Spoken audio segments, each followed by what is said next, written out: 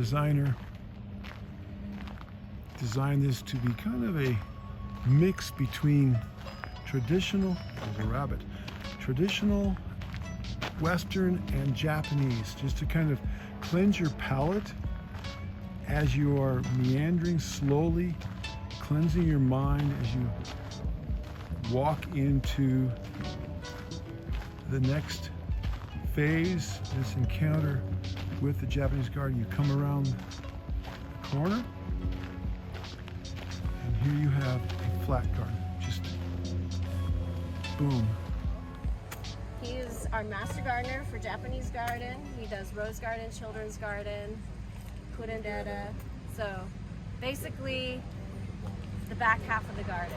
My name's Richard Vigil. I've been here hired specifically for this garden when it opened. It'll be 16 years in September on the 21st. It'll be its 16th birthday. This is actually the second phase behind this gate. The front of this gate was actually done the year and opened the year before. So that is actually going to be 17 years old.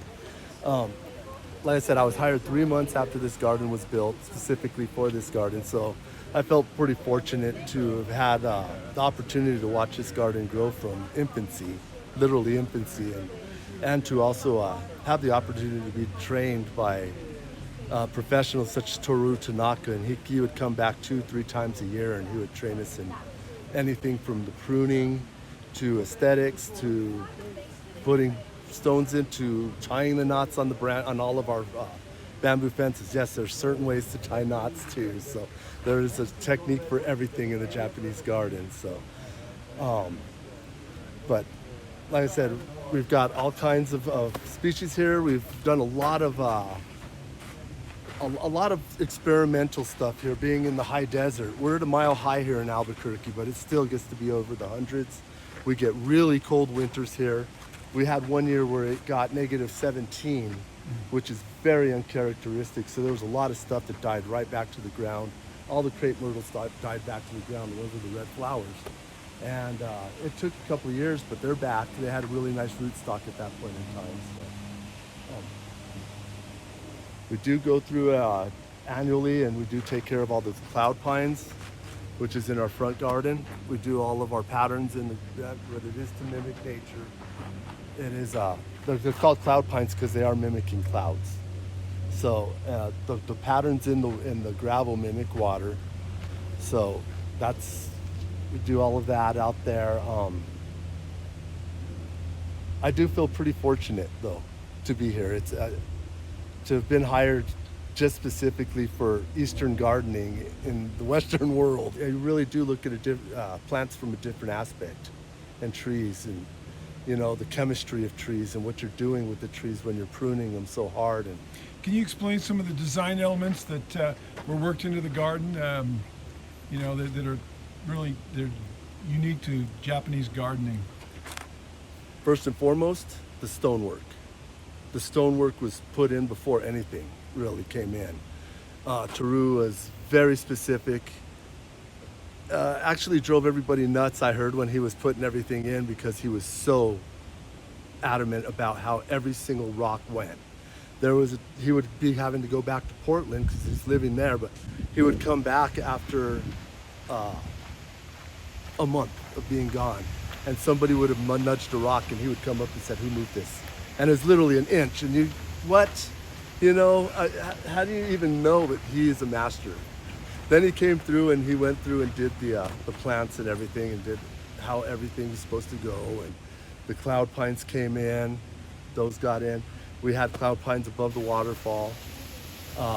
Those got moved. A little bit too harsh environment up there, and a little bit hard to get up there and prune them too. Another big element, of course, is the koi pond. That is actually about 16 to 20 feet deep at its deepest point. 1-million-gallon pond.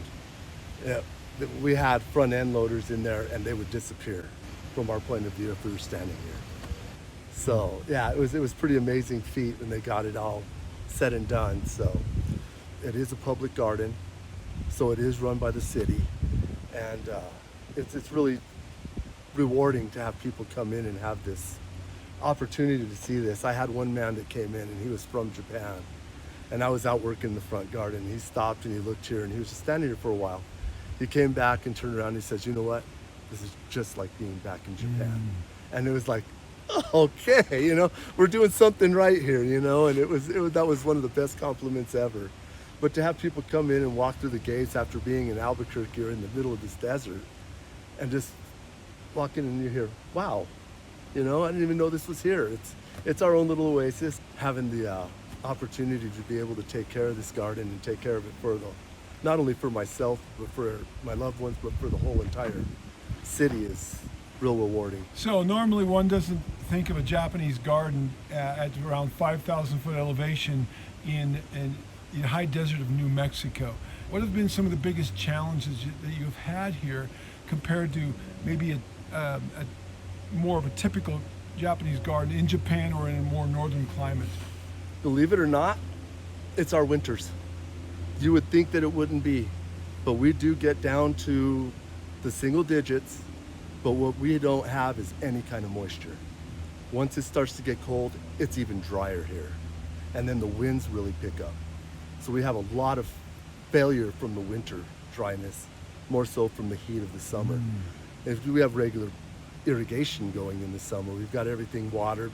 As long as we take care of that, everything's gonna be fine. It's those winters that are just devastating for most of our What stuff. types of plants is it most harsh on? We have a lot of dieback on our privets. We had wax myrtle, and those all went within the first 2 or 3 years. Certain pines are, well, actually, yeah, a lot of our stuff died that first year. Once we started getting things established, everything started to come back. But the harshest things it's been on is pretty much that type of stuff. All of our like evergreens, because what happens is during the summer they pretty much go dormant. It gets really hot, but then the falls come, cools off, and everything goes into growth. I mean, big time growth. Everything's just growing, and then just like that, it freezes. So all that new growth just kind of nips in the bud, and the evergreens really show it. Shows a lot of bite on the leaves. There's a lot of dieback, a lot of edges that are brown and burn.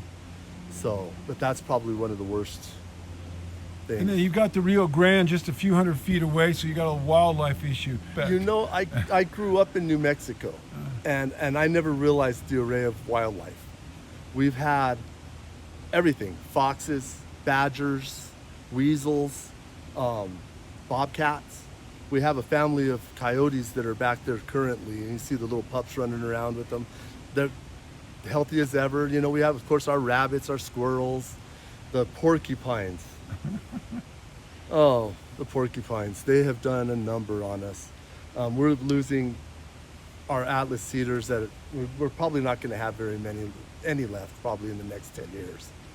But yeah, that's been an issue. We've had the beavers in here too. They follow water. That bosque is awesome. The array of birds we've had blue cranes. We have the purple night herons. We've had of course the roadrunners. They're everywhere here.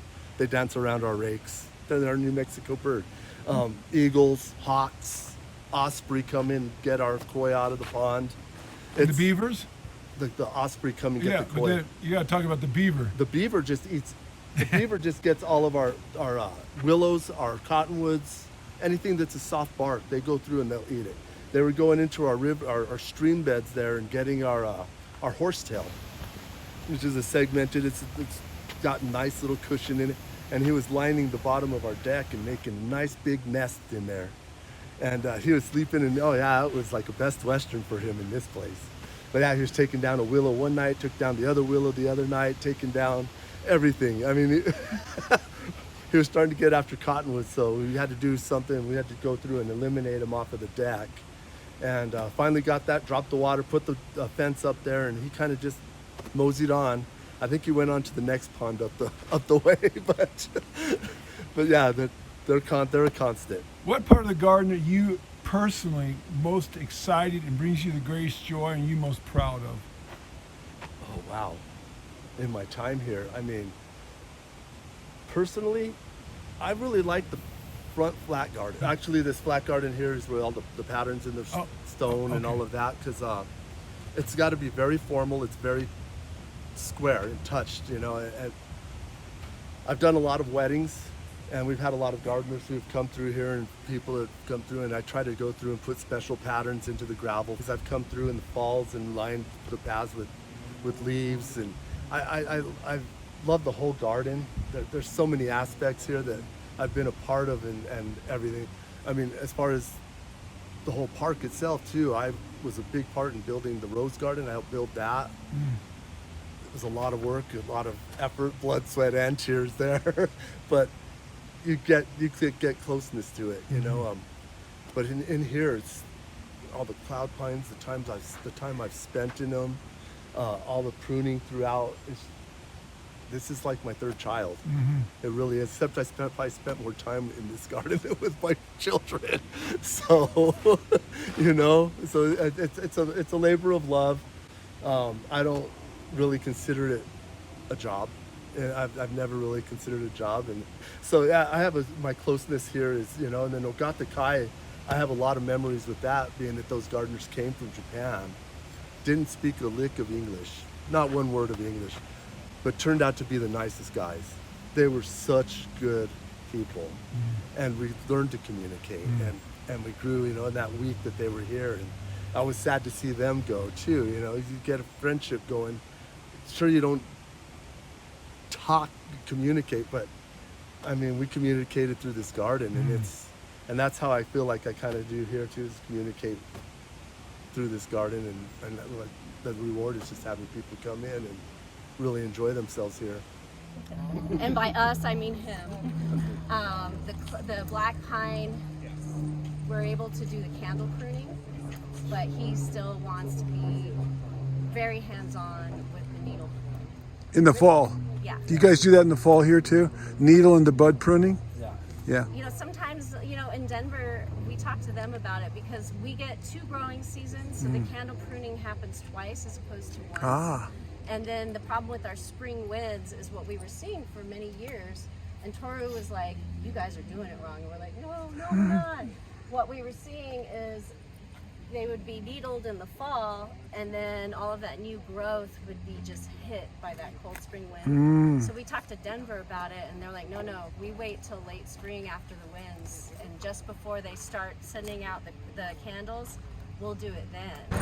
And he's going to show you what he does with the cloud pine, so I'll shut up so he can show you what he does. Yeah, basically we have three actual pines that we actually prune here, which would be the Scotch, the Japanese black pine, and then we also have the Austrians inside the garden. If you notice on the outside, our Austrian pines are quite significant. We let those go. Those are more of a screen here. We have them in certain areas for screening, but for the most part, we keep those down to about 12 to 15 feet within the garden. So as far as these pruning go here with the black, really a pretty unforgiving tree to prune. We try to come through, and once it gets too hot or gets really hot, we kind of just cut it off. So we're ready for the temperature to go down a little bit more. Fall time, but basically what we do is, you see how this is here, we'll come down and take it down to here, and we'll take off that and bring it down.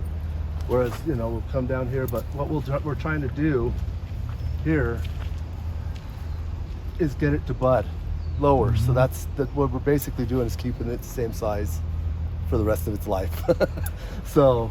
And then you're also controlling the direction of growth. Yeah, they will get they have gotten wider, they've never gotten taller. What it basically is we're mimicking what the beetles, the natural way the beetles are in Japan in their forests. They have really bad beetle issues, and they come down and they'll eat the new growth in the spring, which makes them naturally do this in their forests over there in a lot of places. So as far as the branch structure, usually we go through and we'll actually tie them down with bamboo and get them trained that way to bring in the age and everything. But yeah, these were brought in with, how were these? I wasn't even here when they brought these in. She was here. They were B&Bs. They were like 10-foot B&Bs probably. But I think what's amazing is what he was talking about with the branching. And like, you know, because the aesthetic that you want with the evergreen pine trees is this old aged, so the branches are heavy and down, as opposed to youth that's like, woo, you know, like the teenager, the sycamore, right? So then you want this nice, solid, heavy look.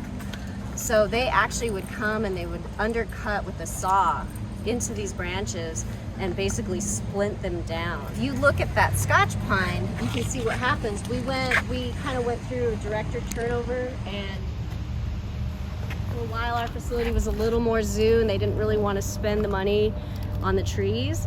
And so we had about a 6-year period where Toru wasn't able to come.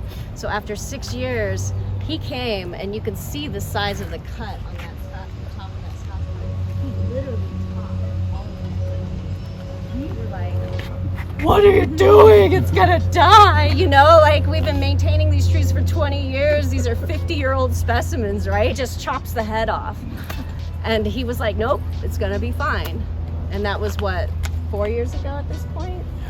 So Yeah, the Japanese violate a lot of stuff we learned as certified arborists and are not in the ANSI standards, but they've been doing it for 1,300 years and they got it from the Chinese before them. And I think that that's why this is like one of the coolest parts of our tour for arborists, is like you see a completely different way of doing things.